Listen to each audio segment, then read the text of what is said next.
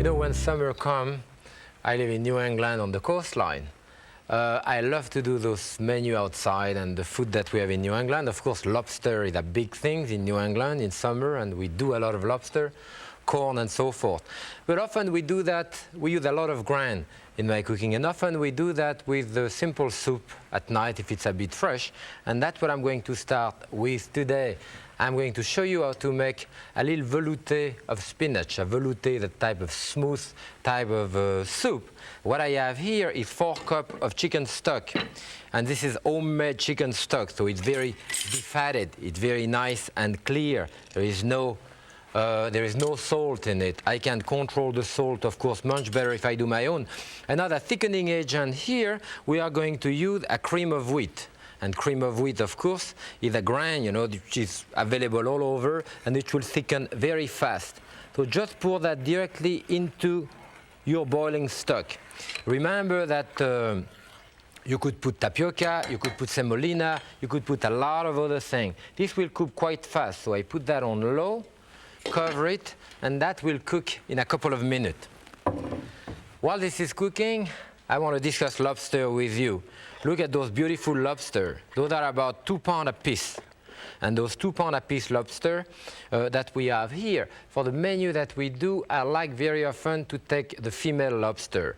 The reason is that the female lobster has beautiful, the roe inside, which turn bright red, which we are going to mix with couscous in it. And I wanted to show you the difference between the female lobster and the male lobster. For example, this one is a female lobster. If you see the last 2 little appendage here, that indicate the female, and the spectrum, I mean the body itself is slightly wider.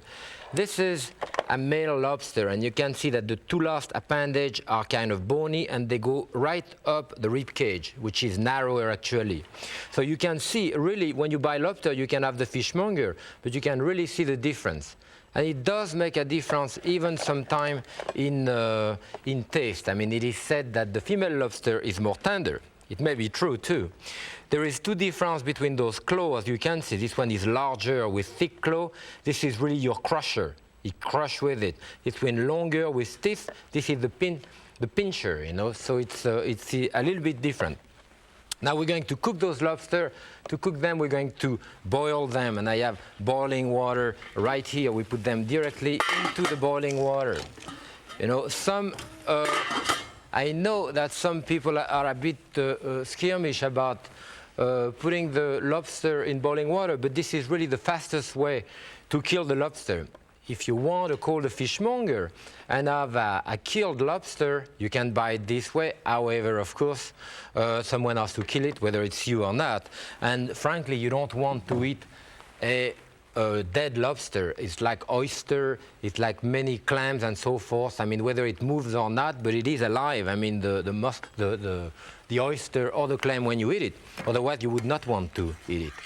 So here, I'm looking at my soup, which is doing very well. As you can see, just a little bit of viscosity with this. I'm going to put a dash of salt in this. Remember, I don't have any salt to that extent. And probably a little bit of pepper. And you could do your veloute like this, practically until the moment you serve it, you know. But I would wait until the last moment to put the grain.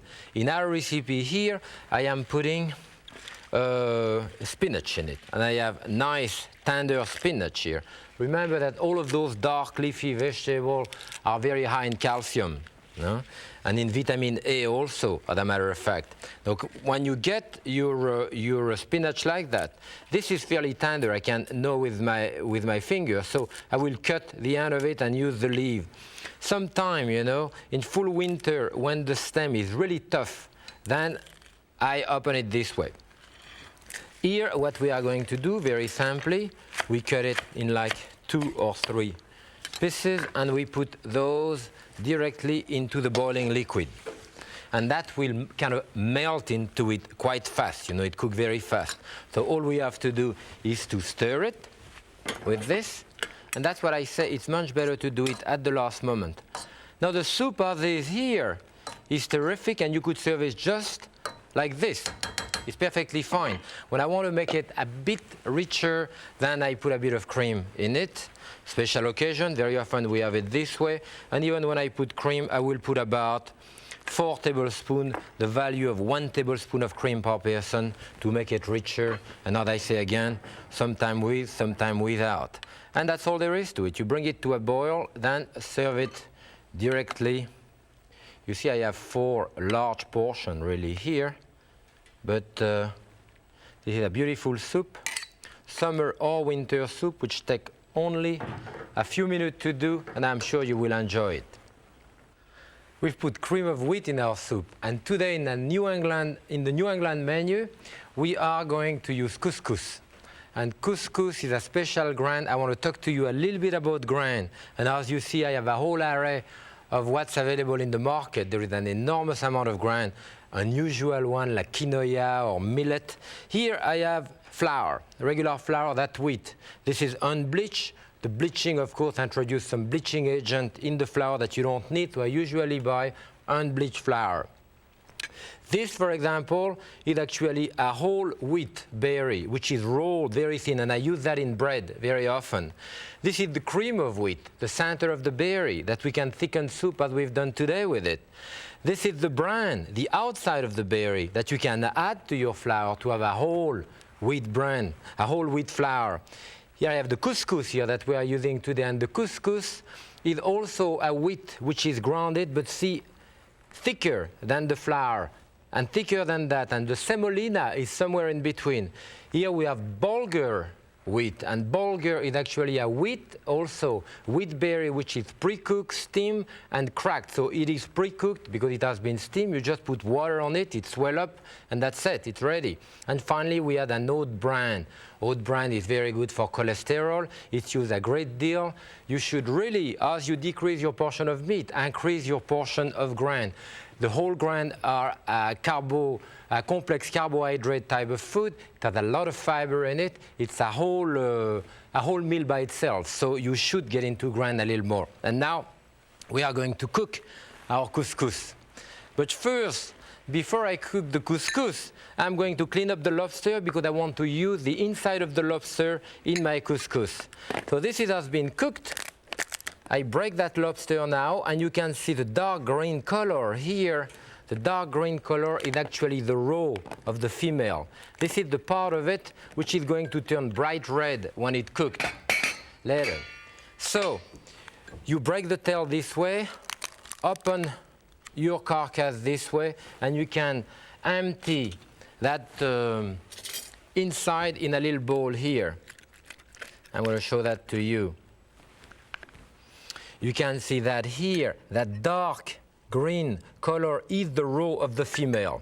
The light green one is actually what is called the tomalley, T-O-M-A-L-L-E-Y, which is the liver, you know, and we use both. This, as I say, will change color as it's cooked. Remember that this is not completely cooked because we have to recook it. What we do, we crack the shell here and open it. This is how you separate your tail. This is the tail meat. I keep the end pieces here for decoration, which I have in there. The shell, you can reboil your shell, you know, and do a soup with it, which is often what I do at home. This, we're going to cut it in half, you see, to put it there. I have another one which is cooked here. I want to put it there, and the claw, you know. The claw, when you break those claws, your best bet is to do it on top of a towel. Otherwise it's splattered all over the place. So you break it this way, crack that piece, crack the tail, and pull it out. As you can see, you have the whole tail this way. Don't forget that piece, actually that particular muscle right here. You have a little round piece of meat. It is like the oyster, you know, in the chicken. And it is considered the choicest piece of meat in the whole lobster, that piece right there, you know. Then we have another piece here. I'm not going to clean up the whole lobster there, but again, as I say, reuse this and the juice even to make a soup with it. which is what I do. Now we are going to cook the couscous with this. And by the way, I forget to tell you, but the shell of the lobster itself, I have it here. We break it in half because we're going to use that half to pile up our couscous in it, so we need that. In the meantime, this can be kept hot. Put some of the reduced stock. Remember, I cooked the lobster in water, just water. And that water doesn't have any salt or anything in it. There is enough salt in the lobster. We reduce all that water to 4 cups, and I use it to reheat that meat, as well as to do a sauce later on. So now for our couscous, we are putting a little bit of olive oil in there. Onion. I want to saute some onion. And the couscous cooks very fast, you know.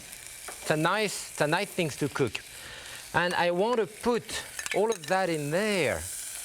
And you will see that dark green raw from the lobster female, you can see it turning red right now under your eyes, you know. That will not only flavor the onion and the couscous. Look at the beautiful red color now, not only the flavor. So we put the couscous in there. I have 10 ounces of couscous, which is about 1.5 cups. And as I say, the red thing that we put there was the tamale, which is the light green part.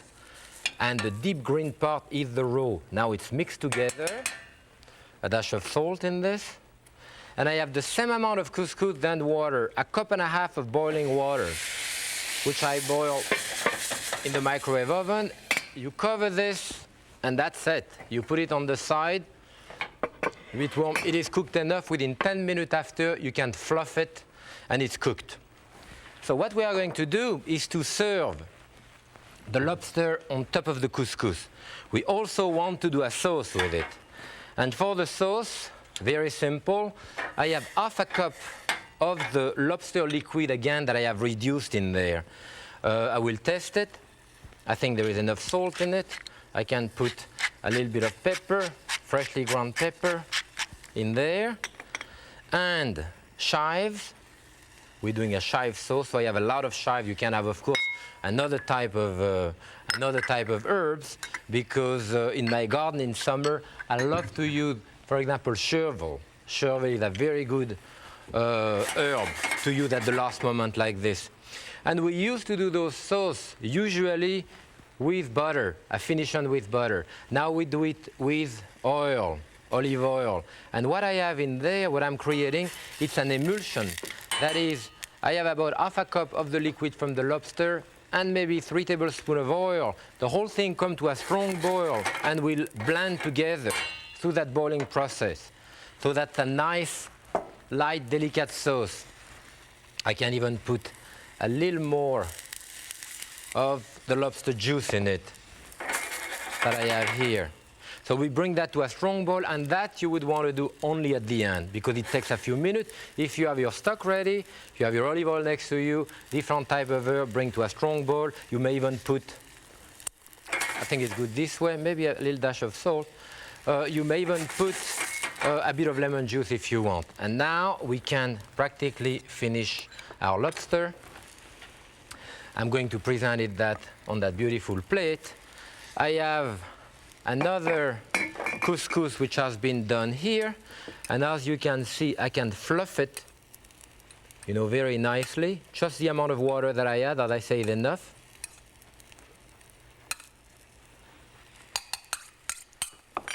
My sauce is done here. The lobster meat has been reheated in there. See, you reheat it gently without boiling it, just warming up slightly in that stock.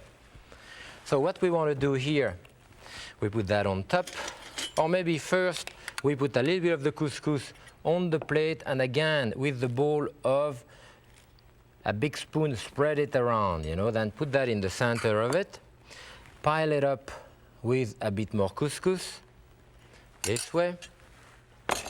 Then you can put your half lobster meat that you can stay whole this way, and your leg that you can cut in half if you want, and put a piece on each side here. now the green chives mixture on top and around a little bit. I have a beautiful dish here.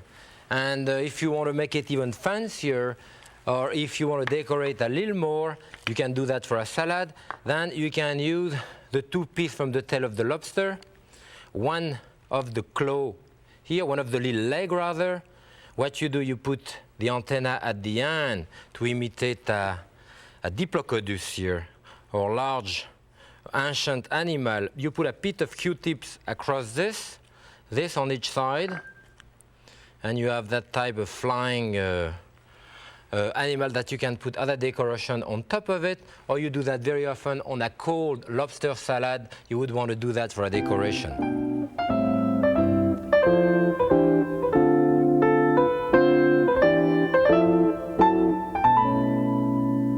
I'm going to make a beautiful dessert for you today. This is a citrus fruit soufflé that we're going to put into crepe. Really a nice, delicate dessert that you may want to do when you are friends and you are cooking in the kitchen.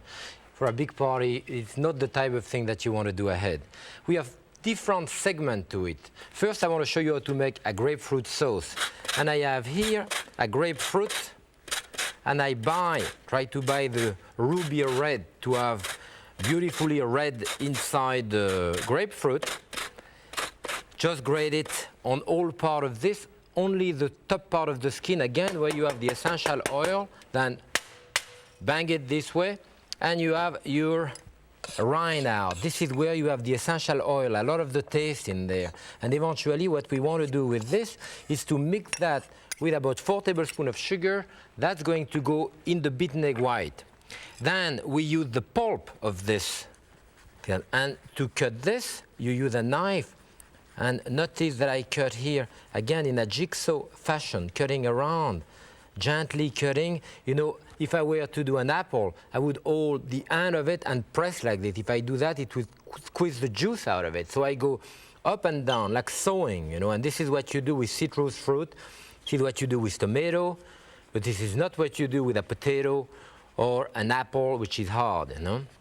You go all around like that, taking both skins so that that grapefruit is totally nude, if you want. So we take it out and take the segment out. Now look, you cut between one segment and the other, you have a piece of fruit. Now at the next one, cut next to it and twist your knife around. Next segment, again, twist your knife around. And this is the classic way of removing the segment from orange, grapefruit, lemon, all of the citrus fruit. Those very acid type of fruit make wonderful soufflé.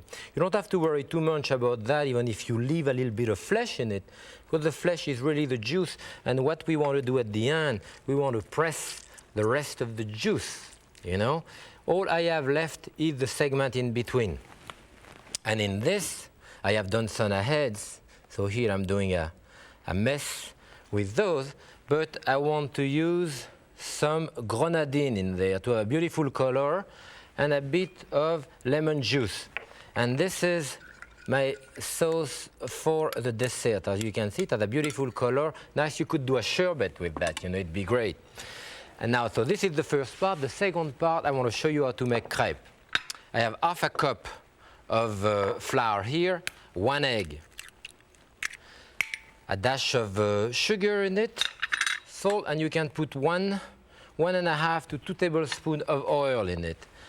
I have the milk, and I put only a little bit of the milk to stir it. You see, what happened is that I want, with my whisk, to stir it to the extent at which I will have a thick dough. You see, if I have a thick dough here, the thread of the whisk will make it smooth. That is, if I had put all the milk in it, then the protein in the milk, in the flour, will coagulate, and I will have nice little dumpling all around, you know, little lump, which I don't want. If I do it this way by putting a little bit of the milk, I get it smooth, then I can put the rest of the liquid in it. We're going to use a non-stick pan to do those crepes. As you can see, you do a crepe batter in about 50 seconds. You know, it goes very fast. And I know that many recipes will tell you that it should rest. It doesn't have to rest really. If it rests, it will thicken a little bit, and you may want to add a little more liquid, but you can use it right away. I don't really see the difference much. Now this is very thin, as you can see, and I like it when it's thin.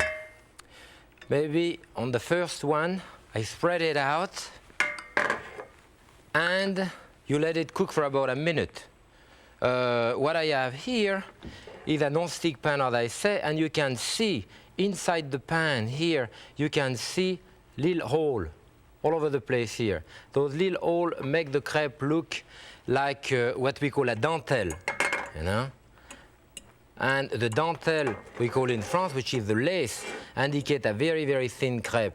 Actually here I may have put a little bit too much water in the batter.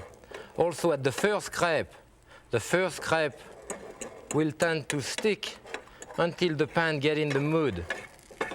So you may have to discard the first crepe, just as I'm doing here. Give it to the dog. I always have the dog cooking next to me, and they eat the crepe that I made a mess with. Or in the first crepe, actually, what I should have done is to butter or put a little bit of oil in the pan. Now the second one should go better. Here it is here.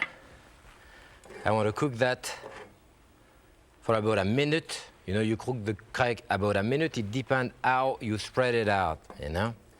See, this one will lift up better. When you use a non-stick pan, of course, it helps a great deal. What you do, you lift it up like this, then lift it up with your hand, turn it on the other side. This, I think, is the best way. Now, this is a very thin crepe. Look at this one. This is what we call, it's kind of elastic. You see, it holds quite well, and you want it to be strong enough like this. Now you can flip it and put it there. Notice that the crepe, I'll do another one again, you put it here, in this part here, and you spread it out and shake it to fill up the whole mold. Cook it about a minute on one side, about 30 seconds on the other side. I'm going to fill it up now to show you the rest of the recipe. So I have here some little container that we are filling it up with this. And I have here the mixture of 4 egg whites beaten with inside the rind of the grapefruit. So you fill that inside. Bring the side of your crepe on top of it. And that's it. This can go into the oven. It takes about 8 minutes. 8 minutes, about 400 degrees. I have one ready here, which I'm taking out right here. I have the sauce that I'm going to put in the bottom of that plate right here. A beautiful red sauce. And this, take a towel, of course, to pull it out. Help yourself, whoop, this way to unmold it directly on top of your sauce. Maybe a couple of green leaves around. Well, the soufflé won't wait for you, you know, so you have to bring it to the table right away. Although that type of soufflé actually is terrific because it's made only with egg white and a bit of sugar. It's like a light meringue, you know, so it will wait much more than any other type of soufflé. The whole menu is in front of us. We have, of course, that veloute of spinach, which is really, for me, kind of nice for cool as well as summer, frankly. And now that lobster, I have a beautiful tender lobster with those grains, the couscous. I know some of you may be worried about the tamale or the liver, and if you want to omit it, of course you can omit it. It's perfectly fine, and do the same thing with the couscous. And finally, our dessert there, which is the citrus dessert, beautiful, at about 200 calories, so it's quite a low dessert. Actually, the whole meal together is under 1,000 calories. We finish, of course, with a salad, maybe a little piece of bread, and, of course, a nice glass of wine. Sauvignon Blanc from California. I hope you enjoy our menu today. Happy cooking!